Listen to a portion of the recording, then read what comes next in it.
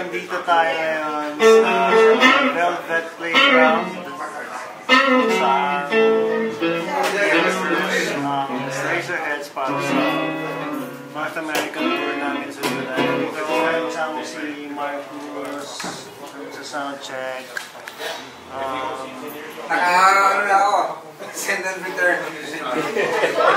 Nice. Yung setup ko, same lang nung setup ko nung previous US tour.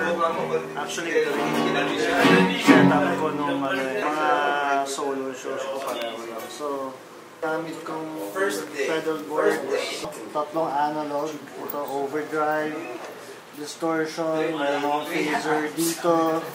Tapos, ito naman ay ang aking selector. Pwede kong volume pedal or expression pedal. Tapos ito, my pride and joy, yung Peterson's Strobe Tuner. The most precise tuner in the world. Tapos ito, meron akong digital Bose selector pedal board. Pwede kang i-select yung either yung analog or mga digital effects na nandito na sa pedal board. Tapos itong last na nandito, ito yung selector ng mga patches ng pedal board.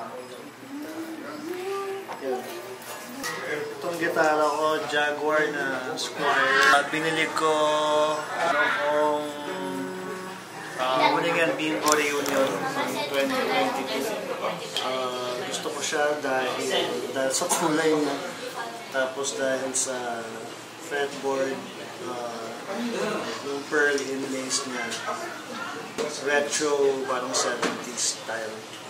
Tapos yung, so ngayon, ito lang muna gagamitin ko, pero sa North American tour, pagdating doon, nakadaling ko rin ito. Tapos may isa pa akong tele na gagamitin ko na ito.